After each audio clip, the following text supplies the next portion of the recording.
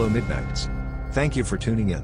Up next, the Tulli Papyrus, ancient Egypt's alleged encounter with circles of fire. Let us know where you are listening from and don't forget to subscribe. The Tulli Papyrus stands as one of the most intriguing and persistently controversial documents within the vast literature of ancient mysteries. Allegedly dating back to the illustrious reign of Pharaoh Thutmose III of Egypt's 18th dynasty, circa 1479–1425 BCE, it purports to describe a truly remarkable aerial event witnessed by members of the royal court. For proponents of ancient astronaut theories and those captivated by unexplained phenomena, the papyrus is hailed as compelling evidence of an early UFO sighting, seemingly bridging the gap between antiquity and modern extraterrestrial narratives. These theories, often termed fringe archaeology or pseudo-archaeology, fundamentally challenge conventional historical understanding, positing that advanced extraterrestrial beings visited Earth in the distant past, influencing or even guiding human civilization's development. Such claims often appeal to a sense of wonder and a distrust of established academic institutions, which are sometimes accused of suppressing or overlooking evidence that contradicts their accepted paradigms. However, for mainstream Egyptologists, historians, and skeptics, the document is universally dismissed as a modern invention, an elaborate hoax, or a fanciful mistranslation. Despite the complete absence of a verified original manuscript, a fatal flaw in historical inquiry, the Tulli Papyrus stubbornly remains a cornerstone in discussions concerning ancient astronauts, unidentified aerial phenomena, and the persistent human desire to find extraordinary explanations for historical anomalies. It occupies a unique, often debated, but academically unaccepted niche within the broader realm of alternative history and fringe archaeology, serving more as a modern myth than a historical record. The narrative surrounding the Tulli Papyrus's purported genesis begins with Pharaoh Thutmose, then serving as the director of the Egyptian section of the Vatican Museum's Gregorian Egyptian Museum. Around 1933, Thutmose reportedly stumbled upon a curious papyrus in a Cairo antique shop. During this period, Cairo's antiquities market was a vibrant but notoriously unregulated environment, often a fertile ground for genuine archaeological finds, but equally for the proliferation of clever forgeries designed to meet the burgeoning demand from Western collectors and institutions. According to the popular account, financial constraints prevented him from purchasing the original artifact, which, if true, would be an unusual decision for a director of his professional standing. Museum directors, especially those with an eye for unique artifacts, often had established channels for securing institutional funds for significant acquisitions, and the alleged uniqueness of this papyrus would have made it a high priority. Instead, he allegedly meticulously copied the hieratic script by hand, bringing only his transcription back to Rome. This handwritten copy purportedly remained within his private collection until his death in 1960. Crucially, Alberto Thutmose himself, despite his professional capacity and expertise in authenticating and curating ancient artifacts, never formally published, authenticated, or even publicly discussed the document during his lifetime, which significantly undermines its academic standing from the outset. A genuine discovery of such magnitude would typically prompt immediate academic scrutiny and publication. This lack of initial scholarly presentation by its alleged discoverer immediately casts a profound shadow of doubt on its origins. The story might have faded into complete obscurity were it not for Boris de Raichouildes, an Italian amateur Egyptologist and esoteric scholar with broad, often unconventional, interests ranging from Tantric Buddhism and African art to ancient mysteries. While de Raichouildes had some background in Egyptology, having studied for a time with Professor Boris Turgenev, his publications often lean towards the mystical and the extraordinary, positioning him outside the strictures of mainstream academic archaeology. He claimed to have acquired Thutmose's handwritten notes after his death. He translated the content and, in 1953, published his findings in Doubt, the Journal of the Fortean Society. This society, founded by Charles Fort, was dedicated to collecting and exploring anomalous phenomena and unusual events, embracing the bizarre and the unexplainable, thus providing a distinct platform for the Tulli Papyrus's entry into public discourse. Fortean philosophy, which inspired the society, generally expresses skepticism towards mainstream scientific explanations and gathers damp facts, those ignored by conventional science, to suggest a more mysterious, interconnected universe. De Raichouildes' translation presented a dramatic and sensational account of strange aerial phenomena over ancient Egypt, vivid descriptions of fiery discs, reports of foul odors, terrified scribes, and a subsequent royal decree to consult the gods. The context of its publication, within a journal focused on the anomalous rather than a rigorous, peer-reviewed academic Egyptological journal, is a significant detail in understanding its subsequent reception and lack of mainstream acceptance. De Rehchueltz's reputation for engaging with more speculative interpretations of ancient history further contributes to the papyrus's controversial status within serious academic circles. The translated text is indeed both dramatic and puzzling, offering vivid descriptions that have fueled much speculation. Key excerpts, as presented by de Rehchueltz, read, "In the year 22, of the third month of winter, in the 6th hour of the day, the scribes of the House of Life saw a circle of fire coming from the sky. It had no head. Its breath had a foul odor. Its body was 1 rod long and 1 rod wide. It had no voice. Their hearts became confused through it, and they fell upon their bellies." The ancient Egyptian rod, or cubit, a common unit of measurement, typically measured around 0.52 meters, approximately 20.6 inches, suggesting a body roughly a meter in diameter.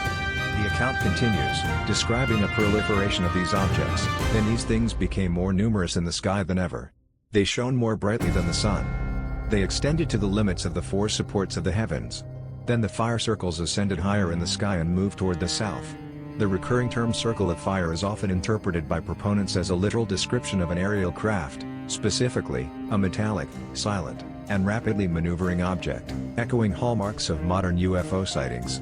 Details like its breath had a foul odor, which some interpret as exhaust or propulsion byproduct from a non-biological machine, and it had no voice, suggesting silent operation or a lack of recognizable engine noise from an advanced technology, are often emphasized as suggestive of a non-biological or artificial entity, further supporting the extraterrestrial interpretation. The profound emotional impact on the scribes, their hearts became confused and they fell upon their bellies in terror, lends a dramatic, almost biblical, weight to the narrative, making it particularly compelling for those seeking evidence of extraordinary ancient encounters. However, it's crucial to note that ancient peoples often employed highly poetic, metaphorical, or religiously imbued language to describe phenomena they did not understand scientifically. The vagueness and evocative nature of the description allow for a wide range of interpretations, including those rooted in modern concepts of technology rather than ancient Egyptian cosmology. Pharaoh Thutmose III, who ruled from around 1479 to 1425 BCE, presided over one of the most militarily expansive and culturally vibrant periods in ancient Egypt. Known as the Napoleon of Egypt, he was a meticulous record keeper, commissioning detailed annals carved into temple walls, such as those at Karnak, monumental building inscriptions commemorating his constructions, extensive religious decrees, and voluminous diplomatic correspondence. These records provide an extraordinarily precise and comprehensive account of his reign, encompassing everything from his numerous military conquests and expeditions to the exact details of his religious ceremonies and administrative activities. For instance, his military campaigns are described with geographic specificity and numerical data on spoils and captives, indicating a rigorous approach to documentation. Given this unparalleled tradition of rigorous official documentation for even seemingly minor events, like offerings to temples or details of tribute, the complete absence of any corroborating stele, inscriptions, or official temple records mentioning anything remotely similar to the widespread, dramatic, and terrifying aerial events described in the Tulli Papyrus is a monumental red flag for historians. The House of Life mentioned in the papyrus was typically a scriptorium, library, and intellectual center attached to a temple, where scribes meticulously copied and created religious, magical, and administrative texts. Their records were vital for state function and religious practice, making the purported omission of such an impactful event from these highly organized archives exceptionally improbable. Ancient Egyptians were keen sky observers, developing sophisticated astronomical systems driven by practical needs, like timekeeping and calendar creation for agricultural cycles, especially the annual Nile flood marked by the heliacal rising of Sirius, and deeply integrated religious beliefs.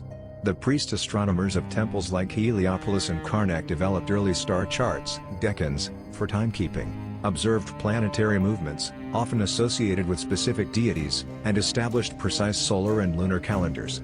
They also diligently recorded significant celestial events such as comets, eclipses, and unusual meteor showers, often viewing them as omens or divine communications. When such unusual natural phenomena occurred, they were almost invariably interpreted through a divine or omens-based lens and meticulously recorded as such in official contexts, if they were deemed significant enough to impact the state or the pharaoh's well-being. For example, a rare eclipse might be recorded as a bad omen for the king's enemies, tying the celestial event directly to terrestrial affairs.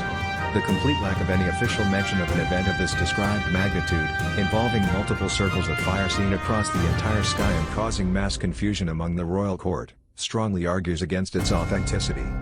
The Tulli Papyrus is not unique in its claims of mysterious sky events. It is often grouped with other ancient sources frequently cited by UFO theorists as evidence of pre-modern advanced technology or extraterrestrial visitations.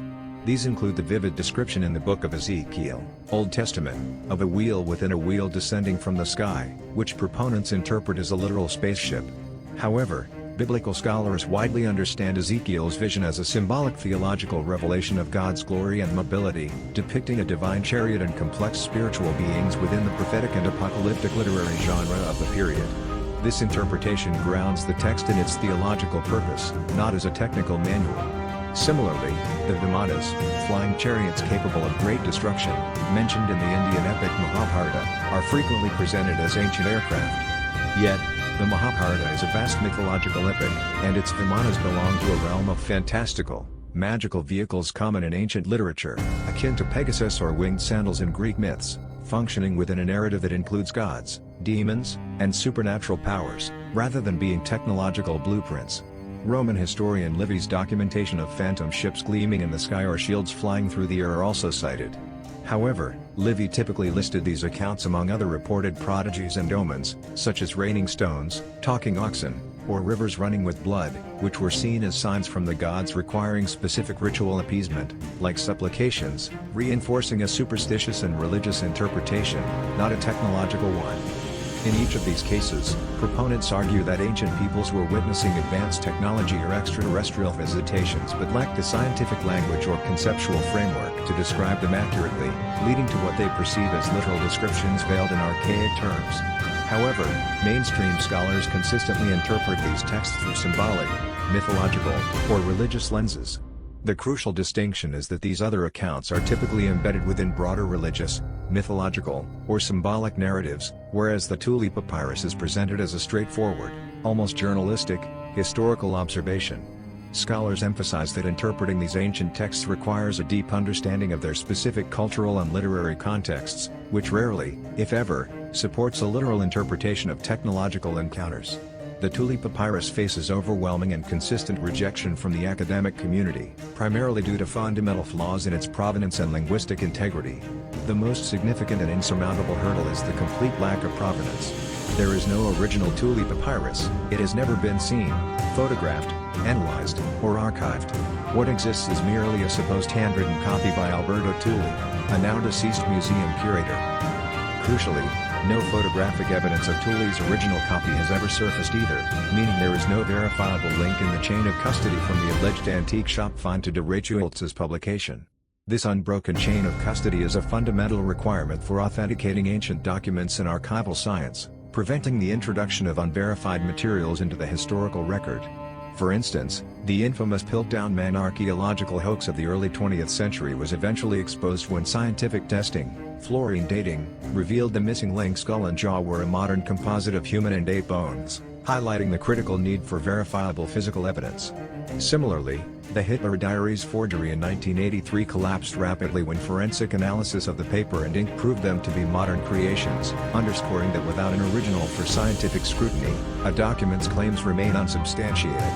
The Tulli Papyrus suffers an even more severe form of this problem, as there isn't even a physical fake to analyze. As Gianfranco Noli, Tulli's successor at the Vatican Museums, stated in response to an inquiry, the Papyrus Tulli not propriety, sic, of Vatican Museum. Now it is dispersed and no more traceable. He further suspected that Tulli was taken in and that the papyrus is a fake. This official stance from the very institution where Tulli worked emphatically denies the papyrus's existence or authenticity within their records. In the academic world, particularly in fields like archaeology, papyrology, and Egyptology, provenance, the documented history of ownership and location of an object, is paramount for establishing authenticity. The absence of a verifiable physical artifact renders the Tulli Papyrus utterly inadmissible as a historical document. It simply cannot be studied, authenticated through radiocarbon dating of the papyrus fibers, ink analysis, or paleographic comparison of the script, or peer-reviewed by the stringent standards of modern scholarship. Claims that the original was lost or suppressed by authorities are often made by proponents, but without any corroborating evidence. Such claims remain unsubstantiated conspiracy theories and hold no weight in scholarly discourse. Beyond the lack of an original, experts in ancient Egyptian writing have found profound issues with the language used in the published translations. Independent Egyptologists who have examined the translated text have pointed out significant linguistic anomalies. Hieratic script, a cursive form of hieroglyphic writing used for everyday documents, evolved over centuries with distinct paleographic characteristics for different periods. Terms like circle or fire, often rendered as disk of fire or similar, and other specific phrases used to describe the objects have no known parallel or precedent in authentic hieratic or hieroglyphic texts from the period of Thutmose III. Ancient Egyptian descriptive vocabulary for celestial or aerial phenomena, while sometimes metaphorical, typically followed established patterns that are notably absent here. More critically, scholars have noted that the syntax, grammatical structures, and even some word choices in the published translation appear anachronistic, bearing a closer resemblance to modern pseudo-biblical English or even colloquial modern Arabic sentence structures and idioms, rather than the classical Egyptian of the New Kingdom. For instance, experts have pointed to unusual prepositions or verb conjugations that simply don't fit the expected linguistic norms of that era. These are not minor errors. They suggest a fundamental misunderstanding or deliberate alteration of ancient Egyptian linguistic rules. Even a skilled forger would struggle immensely to perfectly replicate the highly nuanced grammar, specific idiomatic expressions, and paleographic subtleties of ancient Egyptian across a full text in a way that would deceive a trained papyrologist. This is precisely why the notorious Protocols of the Elders of Zion was exposed as a forgery when its anachronistic language and direct plagiarism from an unrelated French satire were revealed. Similarly, Ossian's poems, once hailed as ancient Gaelic epics, were ultimately revealed to be largely modern compositions by James Macpherson due to their stylistic and linguistic inconsistencies with genuine ancient Gaelic poetry. Boris de Ritualt's role is also highly suspect. As Egyptologist Jacques Vallée notes, the papyrus is somewhat too convenient a find for the editors of Doubt magazine and combines modern topics like flying saucers with Fortean staples like grains of fish. De Ritualts himself reportedly admitted to John Franconnoli that he had never seen the papyrus, basing his translation on Tulli's notes, further eroding its credibility. His connections to esoteric and fringe intellectual circles, and his prior involvement in publishing texts of dubious authenticity, lead many to believe he may have altered, exaggerated, or even outright fabricated the text to support mystical or UFO-related theories. His motivations are seen as aligned more with promoting sensational narratives that appeal to a niche audience than rigorous historical inquiry. Furthermore, the document's public emergence in the 1950s, just after the widely publicized Roswell incident, 1947, and amid a burgeoning Cold War-era fascination with unidentified flying objects, raises additional questions. This period was ripe for the creation and propagation of such myths, as public interest in extraterrestrial speculation was at an all-time high, fueled by anxieties about advanced enemy technology and a growing fascination with space. The papyrus perfectly fit within the emerging paradigm of ancient alien visitation narratives, benefiting from the sensationalist atmosphere of the time. Even if one were to grant the unlikely premise that the Tulli Papyrus is based on a real event, several natural phenomena could offer more plausible scientific explanations for the ancient descriptions, albeit without the fantastical implications. For instance, sudden, intense bursts of light from a particularly bright meteor shower or a single, large bolide, an exploding meteor, could terrify witnesses unfamiliar with the scientific understanding of astronomy. The bright light, rapid movement, and even accompanying sonic booms, which can be interpreted as no voice in a metaphorical sense if the sound is unexpected and startling or follows the visual event, could lead to vivid, yet inaccurate, descriptions. Large fireballs produced by comets entering the atmosphere or particularly large meteors can leave glowing trails and be accompanied by strong, unusual odors caused by the burning up of materials in the atmosphere, potentially explaining the foul odor mentioned as the meteoroid blades. Rare but real atmospheric electrical phenomena like ball lightning can appear as glowing spheres of light that move erratically and silently. While not fully understood by modern science, such events could easily be interpreted as mysterious circles of fire by ancient observers, who would naturally frame these experiences within their existing religious or mythological understanding, rather than a scientific one. However, a crucial counterpoint often made by skeptics is that while ancient societies did record such events, they usually did so with recognizable descriptors, even if couched in religious or mythical terms. The vagueness and particularly the unique terminology in the Tulli text make it harder to align with known natural phenomena, further emphasizing the linguistic inconsistencies that plague its authenticity. It's also important to consider that human perception and the limited scientific understanding of ancient observers played a significant role in shaping their accounts of unusual events, leading to descriptions that might seem fantastic to a modern reader. The Tulli Papyrus undeniably sits at a curious crossroads between myth, pseudoscience, and historical imagination. Its vivid descriptions of flying circles of fire offer a tantalizing narrative, one that seems to bridge the gap between the ancient and the modern, the mythic and the technological. But after decades of intense scrutiny from both believers and skeptics, one fundamental truth remains evident: the story stands on no solid scholarly ground. The most fundamental and insurmountable issue is the complete lack of provenance. The absence of a verifiable physical artifact renders the Tulli Papyrus utterly inadmissible as a historical document. It simply cannot be studied, authenticated, or peer-reviewed. Beyond the lack of an original, the translated text's linguistic features are deeply problematic. Scholars of ancient Egyptian writing have consistently pointed out that phrases like circle of fire or descriptions of foul breath are not linguistically consistent with authentic ancient Egyptian religious, astronomical, or literary texts from the New Kingdom period, and the overall syntax and grammatical constructions in the published translation have been identified as anachronistic. Still, the Tulli Papyrus endures within popular culture and fringe theories. Its longevity has less to do with its historical accuracy or Egyptological merit and far more to do with its powerful resonance with modern mythologies.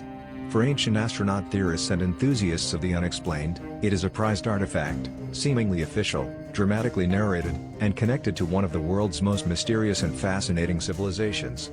The additional layers of intrigue, such as its alleged discovery by a Vatican curator and the implied secrecy or suppression of its true meaning, only serve to enhance its appeal to those who distrust mainstream narratives. This phenomenon is vividly illustrated by the enduring popularity of the Nazca lines in Peru, genuine ancient geoglyphs that are often interpreted by ancient astronaut theorists as alien landing strips, despite archaeological evidence demonstrating their creation through sophisticated human surveying techniques for ritual purposes. Similarly, the crystal skulls, once believed to be ancient Mesoamerican artifacts hinting at advanced lost civilizations, have been scientifically proven to be 19th or 20th century forgeries, yet their mystique persists in popular culture. The Tulli Papyrus fits into this same pattern. An intriguing, seemingly anomalous ancient record is interpreted through a modern, technological, and extraterrestrial lens, often dismissing conventional explanations or the proven capabilities of ancient cultures, because the allure of aliens provides a sensational and easily digestible answer to complex historical questions. Its survival reflects a broader cultural trend, the persistent human desire for grand narratives, a search for meaning and wonder in an increasingly secularized world, and a distrust of established authorities. To many, hidden knowledge and suppressed truths offer a romantic alternative to conventional academic explanations. As the renowned astronomer and science communicator Carl Sagan famously remarked concerning ancient astronaut claims, in the long litany of ancient astronaut pop archaeology, the cases of apparent interest have perfectly reasonable alternative explanations, or have been misreported, or are simple prevarications, hoaxes and distortions. In this context, the very lack of definitive evidence often becomes a feature rather than a bug. For many adherents, it is interpreted as further proof of a systematic cover-up by established institutions reluctant to acknowledge paradigm-shifting truths. The psychological appeal also lies in its ability to inject wonder and a sense of hidden knowledge into a seemingly well-understood past, offering a new kind of mystery in an increasingly scientifically explained world, where traditional sources of awe might be perceived as diminishing. The Tulli Papyrus is less like a clear historical document and more like a whisper passed down through generations, a whisper of a whisper, heard in the dark. Each retelling adds layers of interpretation, hope, and misremembering, until the original sound, if it ever existed, is completely lost. You're left with a captivating story, but no verifiable source, no original voice to confirm its truth. It's a tantalizing echo, not a solid record. In conclusion, the academic consensus on the Tulli Papyrus is clear and unambiguous. It completely lacks credibility as an authentic ancient Egyptian document due to the absence of an original manuscript and severe linguistic inconsistencies. It is, in the eyes of legitimate Egyptology, a modern fabrication. However, as a cultural artifact, It serves as a potent and enduring example of how modern mythologies are constructed, often exploiting gaps in historical knowledge or leveraging the allure of ancient civilizations to support contemporary belief systems about extraterrestrial life or hidden knowledge. As a case study, it highlights the critical importance of verifiable provenance, rigorous linguistic analysis, and skeptical inquiry when evaluating claims about ancient texts, especially those that present sensational or paradigm-shifting narratives. It serves as a stark cautionary tale against drawing definitive modern conclusions from fragmentary, unverifiable, or dubious sources. In the final analysis, the Tulli Papyrus is not a genuine window into ancient Egypt's encounters with flying saucers or extraterrestrial technology.